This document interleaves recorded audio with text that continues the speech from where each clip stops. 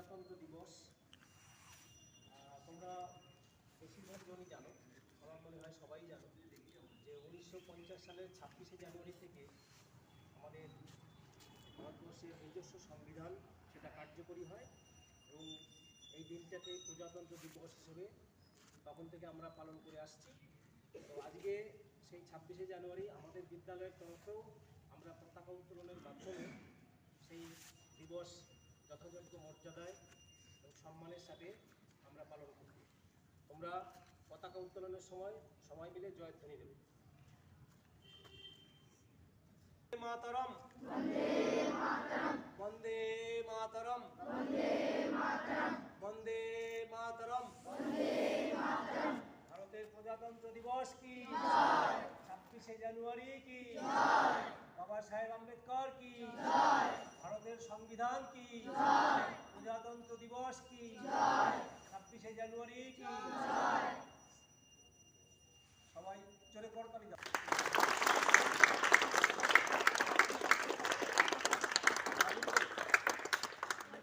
জানুয়ারি 2026 তারিখ এবং সালের মধ্যে অদ্ভুত একটা মেলবন্ধন আমরা খুঁজে পাচ্ছি, যেটা আগামী 10 বছর পর আবার পাব। ৭৭তম প্রজাতন্ত্র দিবস। সমগ্র দেশ তথা জাতি আজ শ্রদ্ধার সঙ্গে এই দিনটিকে স্মরণ করছে। আমরাও এখানে সমবেত হয়েছি 26শে জানুয়ারির ঐতিহাসিক গুরুত্ব সম্পর্কে দু চার কথা আলোচনা করার জন্য। মঞ্চে উপস্থিত বকুলবাবু, সম্মুখভাগে উপস্থিত আমার সহকর্মীবৃন্দ, সর্বোপরি আমার স্নেহের ছাত্রছাত্রীরা, সকলকে প্রজাতন্ত্র দিবসের শুভেচ্ছা জানিয়ে এই 26শে জানুয়ারি দিনটাকে কেন প্রজাতন্ত্র দিবস হিসাবে স্মরণ করা হয় সে ব্যাপারে খুব সংক্ষিপ্ত আকারে আমি তোমাদের কাছে আলোচনা করব। তবে প্রসঙ্গক্রমে কথাটাও বলি যে 1950 সালে বকুলবাবু বললেন 26শে জানুয়ারি আমাদের যে নিজস্ব সংবিধান চালু হয়, 76 বছর অতিক্রম করল। 76 বছরে আমাদের স্বাধীন ভারতবর্ষের নাগরিকরা কতটা এই সংবিধানকে কার্যকরী করতে পেরেছে। শুধু তাই নয়, সংবিধানে উল্লেখিত যে শব্দবন্ধ, সেই আদর্শ কতটা বাস্তব জীবনে কার্যকরী হয়েছে সে সম্পর্কেও আমি তোমাদের কথা আলোচনা করব, তোমাদের কাছে কিছু বলবো। তবে আজকে আমরা এই প্রজাতন্ত্র দিবসের একটা সংক্ষিপ্ত ইতিহাস আলোচনা করতে গিয়ে যে কথা প্রথমেই বলবো যে 1947 সালে 15ই আগস্ট স্বাধীনতা লাভের প্রাপ্তিকালে দু এক কথা বলি। আমরা জানি যে 1757 পলাশী যুদ্ধের মধ্য দিয়ে ভারতবর্ষের যে স্বাধীনতা সূর্য অস্তমিত হলো, আমরা স্বাধীনতা পেলাম কোথায় না, সুদীর্ঘ ব্রিটিশ ঔপনিবেশিক শাসন ব্যবস্থার বিরুদ্ধে সংগ্রাম করে 1947-এর 15ই আগস্ট। কীভাবে না, ভারতবর্ষের হাতে ক্ষমতাটা হস্তান্তর করা হলো, ট্রান্সফার অফ পাওয়ার। কে করলেন? British prime minister Clement Attlee. তার আগে আমরা জানি যে সেই সময় ভারতবর্ষের শেষ বড়লাট তথা ভাইসরয় লর্ড মাউন্টব্যাটেন ভারত বিভাগের একটা পরিকল্পনা করলেন। কত সালে না, 1947 সালের 3 জুন। যেহেতু ব্রিটিশ পার্লামেন্ট আমাদের শাসনভারটা গ্রহণ করেছিল, অতএব ব্রিটিশ পার্লামেন্ট 4 জুলাই ভারতবর্ষের স্বাধীনতা আইনটা পাশ করলো। আর রাজা বা রানীর নামে যেহেতু শাসনভারটা গ্রহণ করা হতো, অতএব 4 জুলাই করা হলো। 18 জুলাই রাজকীয় অনুমোদনের মধ্য দিয়ে আমরা জানি তা আইনে পরিণত হয়। অতএব 14 এবং 15ই আগস্ট পাকিস্তান এবং ভারতবর্ষ নামক দুটো স্বাধীন রাষ্ট্রের সৃষ্টি হয়। প্রত্যেকটি দেশ একটা সংবিধানের ছত্রছায়ায় চলে। গণতান্ত্রিক রাষ্ট্রের এটাই বৈশিষ্ট্য। আমরা জানি ভারতবর্ষও গণতান্ত্রিক রাষ্ট্র, অতএব সেই গণতান্ত্রিক রাষ্ট্র ভারতবর্ষও কিন্তু সংবিধানের ছত্রছায়ায় চলবে, এটাই স্বাভাবিক। তবে আমাদের এই সংবিধান রচনার প্রয়াসটা যার সম্মুখভাগে আমরা দাঁড়িয়ে আছি, তার বহু পূর্ব থেকেই শুরু হয়েছিল। কোথায় না 1906 সালে কলকাতা অধিবেশনে, জাতীয় কংগ্রেসের যে কলকাতা অধিবেশন, সেখানেই কিন্তু সংবিধান রচনার একটা প্রয়াস দেখা যায়। 1919 খ্রিস্টাব্দের মন্টেগু চেমসফোর্ড সংস্কার আইন, 1927 সালের সাইমন কমিশন, 1928 সালের নেহেরু রিপোর্ট, সর্বোপরি যে পণ্ডিত জওহরলাল নেহেরুর সভাপতিত্বে 1930 সালে এবং সুভাষচন্দ্র বসুর তেজ বাহাদুর সপ্রু, এই সমস্ত বিশিষ্ট ব্যক্তিবর্গের প্রচেষ্টায় 1930 সালে জাতীয় কংগ্রেসের যে লাহোর অধিবেশন রাভি নদীর তীরে, সেখানে কিন্তু পূর্ণ স্বরাজের প্রস্তাব গ্রহণ করা হয়েছিল। পূর্ণ স্বরাজের প্রস্তাব, দ্যাট মিনস স্বাধীনতা। তারপর তো আমরা 47 সালের স্বাধীনতা পেলাম। তো অতএব স্বাভাবিক কারণেই এই সময়কাল সুদীর্ঘ 17 বছর ওই দিনটাকে আমরা স্বাধীনতা দিবস হিসাবে সেলিব্রেট করে থাকি, উদযাপন করে থাকছিলাম। কিন্তু যখন ব্রিটিশ সরকার আমাদের হাতে ক্ষমতা হস্তান্তর করলো, তারপর ওই সুদীর্ঘ 2.5 বছরের চেষ্টায়, ডক্টর বি.আর. আম্বেদকরের প্রচেষ্টায়, সেই সময়ের পথিতযশা ব্যক্তিবর্গ, বিশেষত জওহরলাল নেহেরু, রাজেন্দ্র প্রসাদ, মৌলানা আবুল কালাম আজাদ, বল্লভভাই প্যাটেল, এই সমস্ত পথিতযশা ব্যক্তিবর্গের প্রচেষ্টায় যে সংবিধান সভা যে সংবিধান রচনা করলো, সেটা কার্যকরী হলো কবে না 1950 সালের 26শে জানুয়ারি। এই 1950 সালের 26শে জানুয়ারি ভারতবর্ষের প্রথম রাষ্ট্রপতি ডক্টর রাজেন্দ্র প্রসাদ 21 বন্দুকের তোপধ্বনির মধ্য দিয়ে ত্রিবর্ণ রঞ্জিত জাতীয় পতাকা উত্তোলন করে আমাদের এই সংবিধানকে কার্যকরী করেছিলেন। কত না আজ থেকে ঠিক 76 বছর আগে, আমরা যখন 77তম প্রজাতন্ত্র দিবস পালন করছি। অতএব প্রত্যেকটি দেশ বা বলছি আমরা জাতি যে সংবিধান কার্যকরী করে, প্রত্যেকটি সংবিধানের একটা প্রস্তাবনা থাকে। ভারতীয় সংবিধানের প্রস্তাবনায় ভারতবর্ষকে একটা সার্বভৌম, সমাজতান্ত্রিক, ধর্মনিরপেক্ষ, গণতান্ত্রিক প্রজাতন্ত্র হিসাবে অভিহিত করা হয়েছে। প্রত্যেকটি শব্দের কিন্তু একটা উল্লেখযোগ্য তাৎপর্য আছে।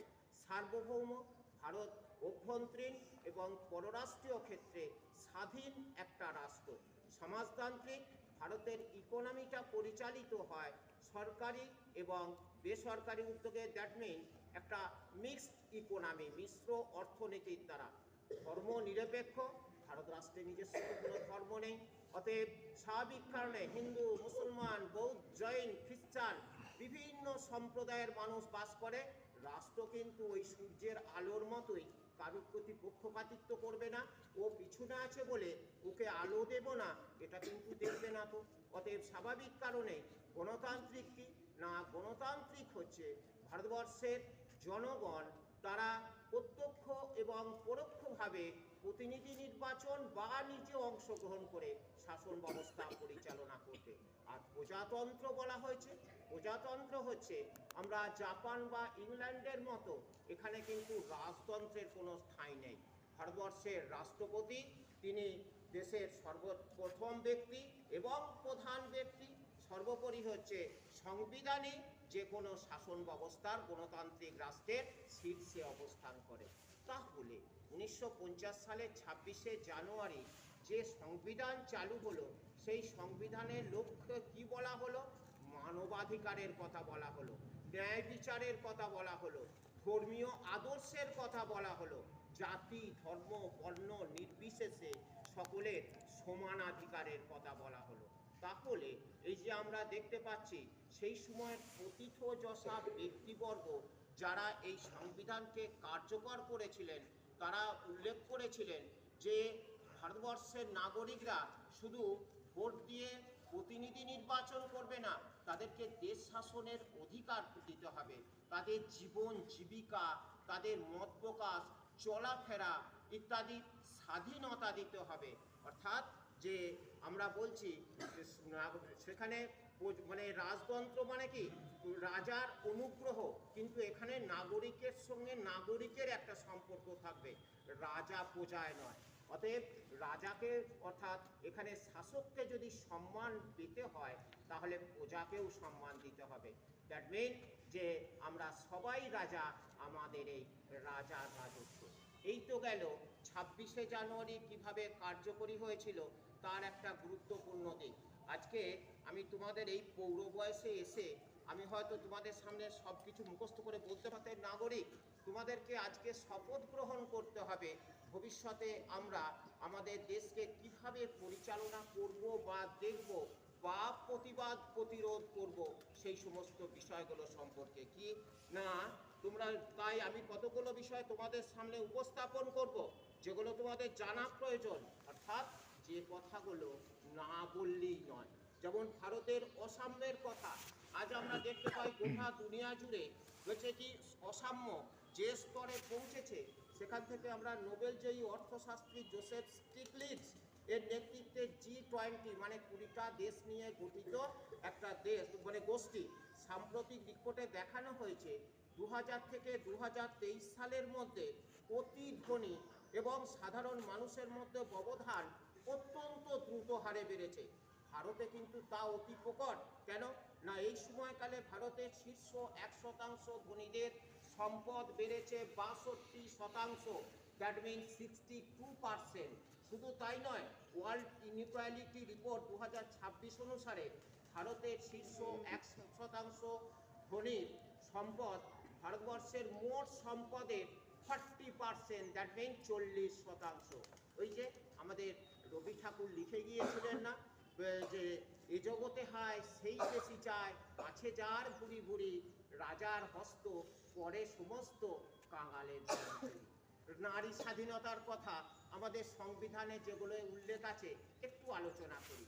আমাদের বলছে নারীরা আমরা ওদেরকে নারীদের আমরা অর্ধেক আকাশ বলি। সত্যিই ভাবলে গর্ববোধ হয় বই কি আজকের নারীরা রাজনৈতিক, সামাজিক, অর্থনৈতিক সমস্ত ক্ষেত্রে শীর্ষস্থান দখল করেছে। রিচা ঘোষ, স্মৃতি মান্ধানা, জেমিবাদের 50 ওভারের ক্রিকেট বিশ্বজয় আমাদের দেশের নারী জাগরণের ইতিহাসে নিঃসন্দেহে একটা বৈপ্লবিক ঘটনা। অপারেশন সিঁদুরের সময় ভূমিকা সিং, সোফিয়া কুরেশি এই সমস্ত নারীরা আমাদেরকে নিশ্চিতভাবে গর্ববোধ করে। কিন্তু তার প্রদীপের নিচেটা যে অন্ধকার, সেই অন্ধকারটা আমরা কিভাবে দেখতে পাই হচ্ছে সমীক্ষা জানিয়ে মানে একবিংশ শতাব্দী আমরা মানে সিকি শতক অতিক্রম করে গেলাম। দ্যাট মিন 25 বছর অতিক্রম করে গেলাম। সেখানে আমরা কি দেখলাম না বলছে যে সমীক্ষা জানাচ্ছে বছরে 10 লক্ষেরও বেশি নারী ও শিশু পাচার হয় এই ভারতে